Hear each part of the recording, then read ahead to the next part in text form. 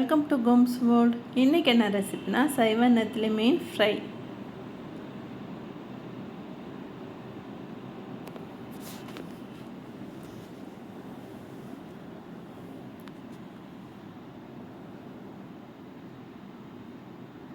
வாங்க இந்த சைவ நெத்திலி மீன் ஃப்ரையை எப்படி செய்கிறதுன்னு பார்க்கலாம்.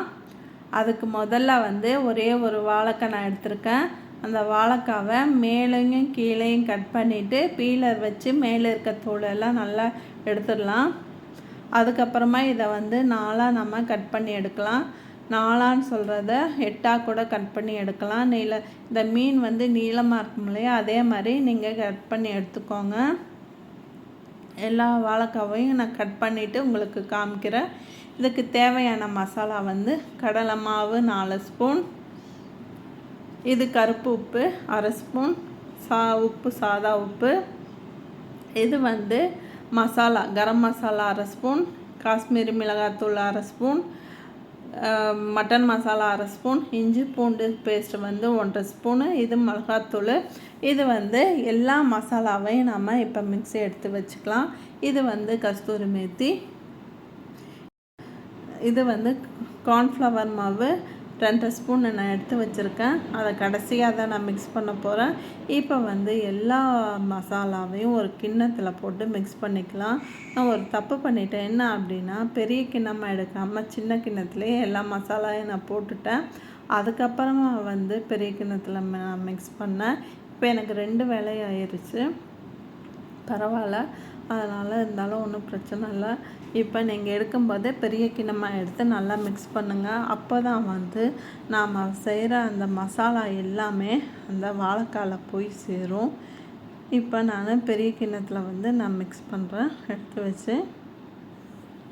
இப்போ நான் கார்ன்ஃப்ளவர் மாவையும் ட்ரை மேங்காய் தூளையும் நான் கடைசியாக தான் நான் மிக்ஸ் பண்ண போகிறேன். இப்போ கொஞ்சம் கொஞ்சமாக தண்ணியை ஊற்றி இப்போ லேசாக மிக்ஸ் பண்ணுங்கள். நிறையா முதல்ல தண்ணி ஊற்றிட்டிங்கன்னா ரொம்ப அப்புறம் தண்ணியாக போயிடும். அப்படியே நீங்கள் தண்ணி நிறையா ஊற்றிட்டிங்கன்னா கடலை மாவை 2 ஸ்பூன் போட்டுக்கோங்க. அரிசி மாவு போட வேண்டாம், கார்ன்ஃப்ளவர் மாவும் போட வேண்டாம். இப்போ கடாயை வச்சு எண்ணெய் ஊற்றிருக்கேன். இந்த எண்ணெய் காயட்டும்.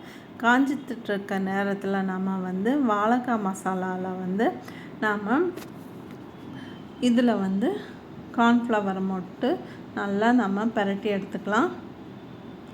இப்போ பாருங்கள், கார்ன்ஃப்ளவர் மாவை இப்போ தான் கடைசியாக தான் போடணும். அப்போ தான் இது நல்லா முருகலாக கிடைக்கும்.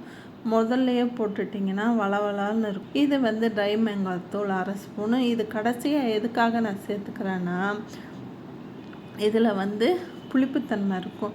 அந்த புளிப்புத்தன்மை வாழைக்கால இறங்கக்கூடாது, மசாலாவில் மட்டும்தான் இருக்கணும். அதுக்காக மட்டும்தான் நான் இதில் சேர்த்துக்கிறேன். இப்போ நல்லா எண்ணெய் காஞ்சதும் ஒவ்வொன்றா நான் எடுத்து போட்டுக்கிறேன். இந்த வாழைக்காய் ஃப்ரை நல்லா ஃப்ரை ஆகட்டும். அதுக்கப்புறமா உங்களுக்கு நான் காமிக்கிறேன். நிறைய பேர் என் வீடியோஸ் பார்க்குறீங்க, சப்ஸ்கிரைப் பண்ணிட்டு பாருங்கள். அப்போ தான் நான் போடுற வீடியோ உடனுக்குடனே சேரும். முதல்ல போட்ட ஃப்ரையை தனியாக ஒரு பிளேட்டை எடுத்து வச்சுக்கோங்க. அப்போ 2ஆவதும் திரும்ப போட்டு எடுக்கலாம். எதுக்காக நான் இது மாதிரி சொல்கிறேன்னா,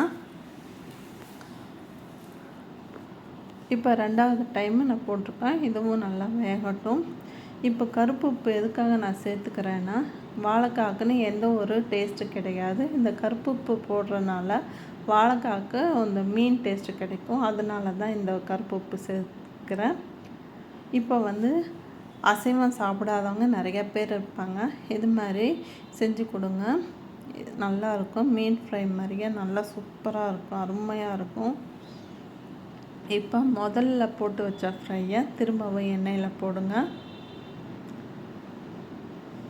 அப்போ தான் நல்லா முருகலாக கிடைக்கும். எதுக்காக நான் இப்படி சொல்கிறேன்னா, வாழைக்காய் ரொம்ப சாஃப்டானது, முருகவே முருகாது. என்ன பண்ணாலும் நாம் 2ஆவது ஆட்டி போடும்போது நல்லா முருகி நம்மளுக்கு கிடைக்கும்.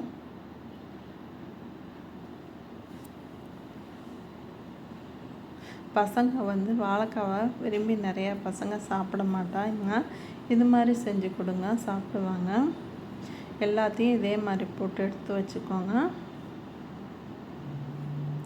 கடைசியாக தட்டில் பிளேட்டில் அரேஞ்ச் பண்ணிவிட்டு பெரி பெரி பவுட்ரை போட்டு சாப்பிடுங்க. அருமையாக இருக்கும். தட்டையே காலி பண்ணிடுவாங்க.